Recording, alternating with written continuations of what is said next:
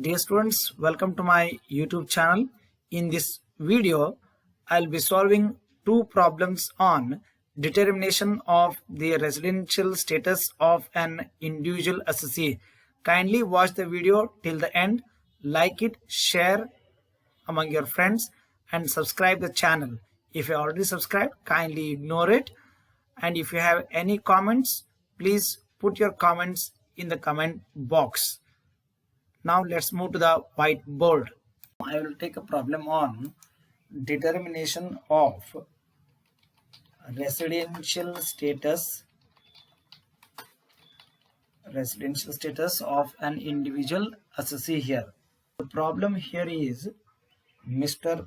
Prasad of Gadag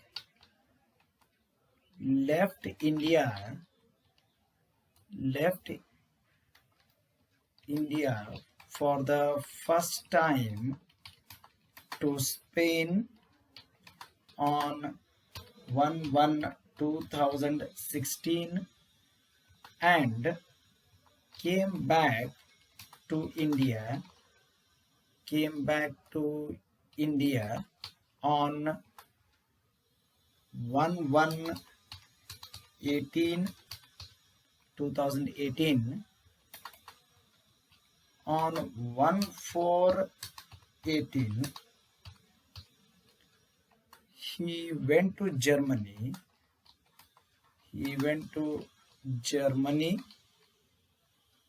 and returned to India on 1/7/2018. He again went to England. On 1/7/2019. However,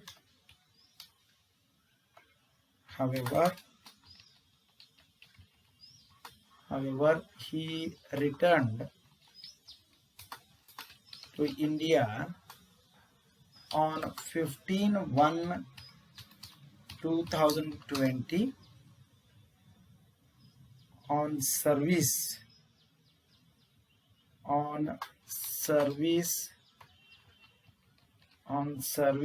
in India. What is his residential status for the assessment year 2021? So now let us understand this problem.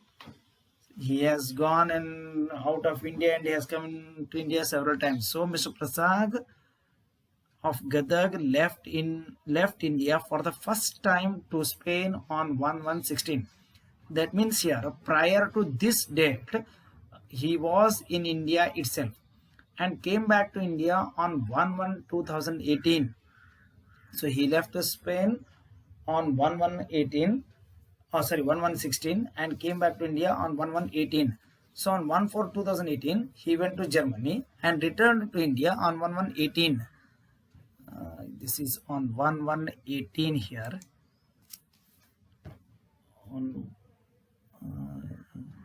return, he went to Germany and returned to India on 1/7/2018. He again went to England on 1/7/19. What was his residence? So now let us record the date of arrival and date of departure from India. So first on a date of departure to Spain, it is 1/1/2016. Next, date of arrival to India from Spain, it is 1/1/18.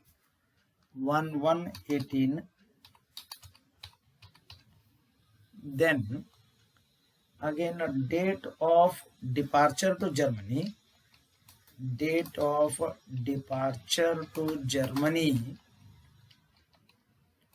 it is 1/4/18 2018.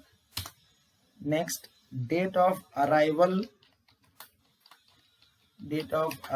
to India from Germany, it is 1/7/18 1/7/2018. Next, date of departure to England,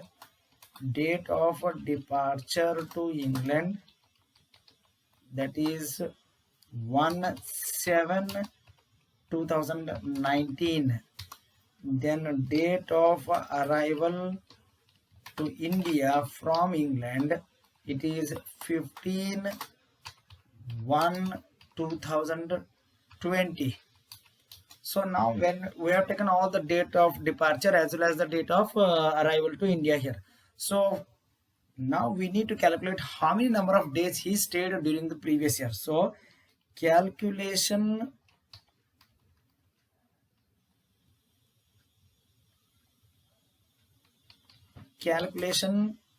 of number of days of stay during the previous year 2019-20. So one should remember here that this previous year 2019-20 here. So one should remember that this previous year starts from 1st April 2019 to 31/3/20. So when you look into the date of departure to England, he left to England on 1/7/2019. That means that will fall in this previous year. So from the commencement of the previous year, that is on 1/4/2019 to 1/7/2019, he was in India. And at the same time, he came back to India from England on 15/1/2020. So from 15th January 2020 to 31st March 2020, he was in India. So now let us count the number of days here. So 2019 period 20. So now let us count the days here. So he was in India during 30 days for April plus 30. I will write here 30. I will write in A means April here. So plus 31 March. I will write M for this. Then plus 30 days. Sorry.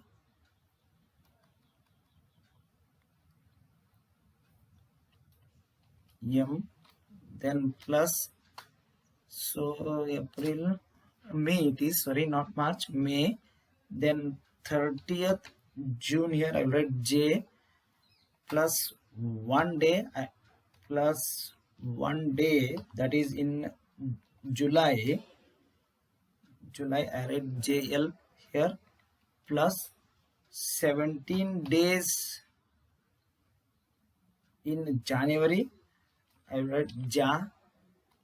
So plus 28 days in February plus 31 days in March. So the total number of days here, it will be now 168 days. So 168 days. So now let us see here whether does he comply the first basic condition.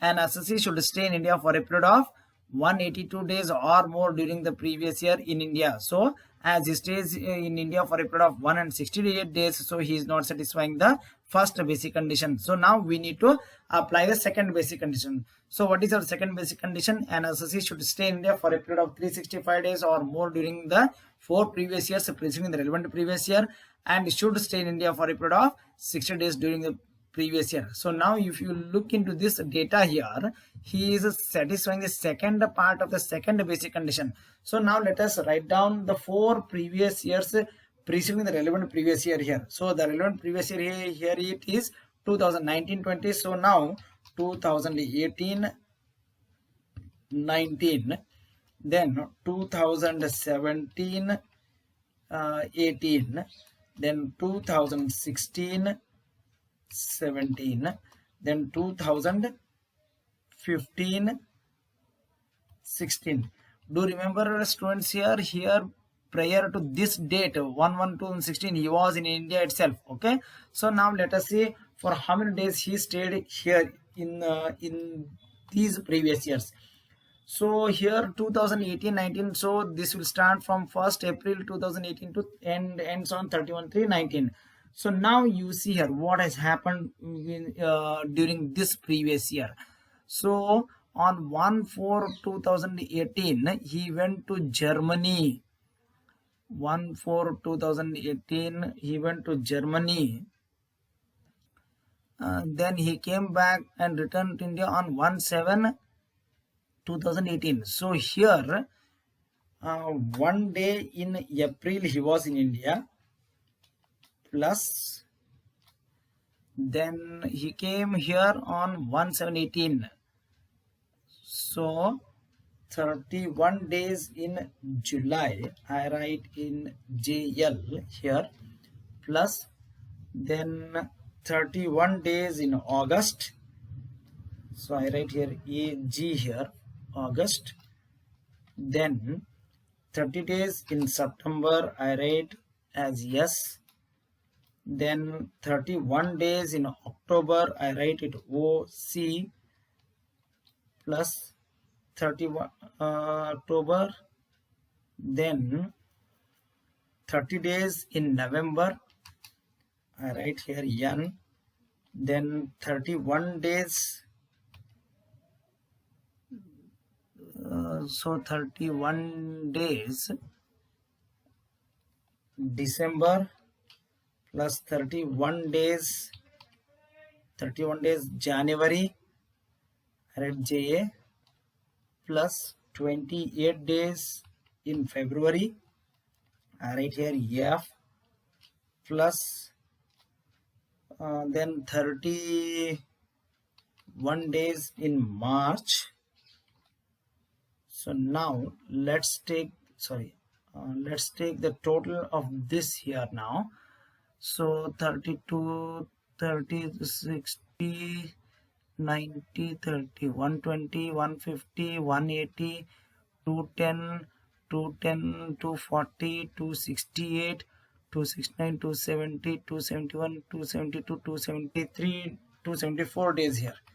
So 274 days.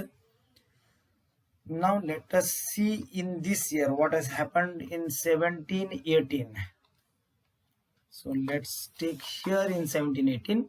So now when you take the, again this will start from 1/4/17. So now let us see what has happened here, 1/4/17 to 31/3/18. So he left to Spain on 1/16, right? Then in 17 he will be there for he's coming on 1, yeah, just a minute here, he's coming on, he returned to India on 1/7/18. 1/7/18. So during the previous year 17-18 he came on 1/1/18. So in January 31 days he stayed in India, plus 28 days in Feb, plus 31 days in March. So total he will be staying in India for a period of 90 days. Yeah, am I right? Yes, sorry, 90 days here. So 90 days here. Then 17-18 he will not be there in India because he's living on 1/1/16. So nil days here. Then nil days. Then in 15-16 in 15-16 he left to Spain on 1/1/16.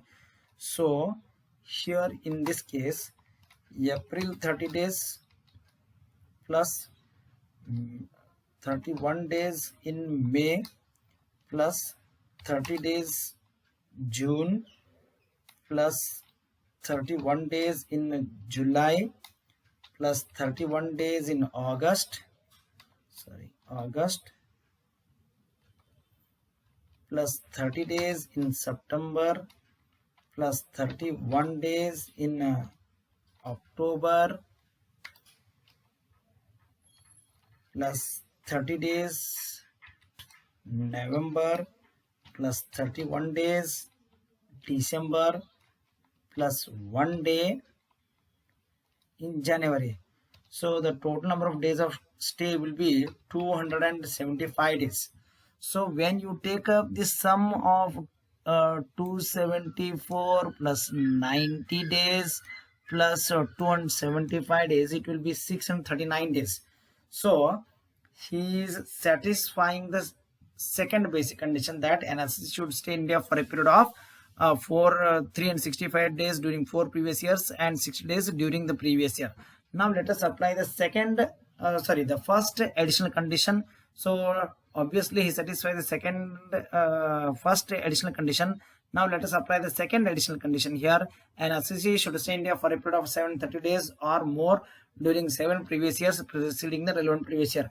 In preceding 4 previous years, his total number of days of stay is 639, and earlier to this he was in India itself. So he satisfies one of the basic conditions and both the additional conditions. So now let us write down here. Here it is 275 days. Okay. So now let us write down here solution here. As Mr. Prasad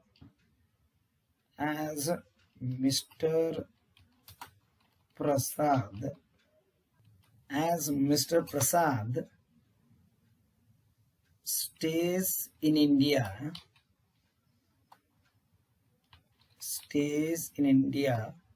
for 168 days during the previous year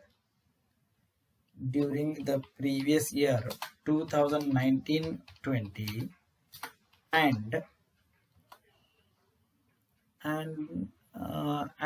639 days during the 4 previous years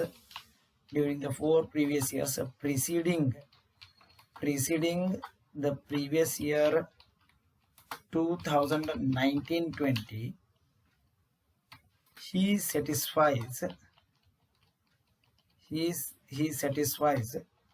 the second basic condition, that an associate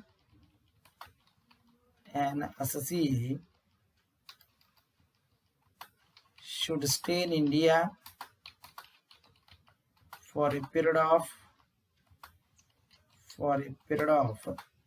365 days or more during the 4 previous years preceding the relevant previous year, and should stay in India for a period of 60 days or more during the previous year. He also satisfies both the additional conditions.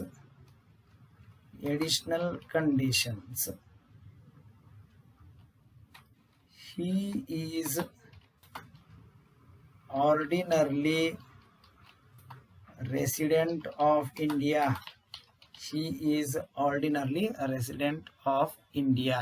So ordinarily resident of India is the answer here.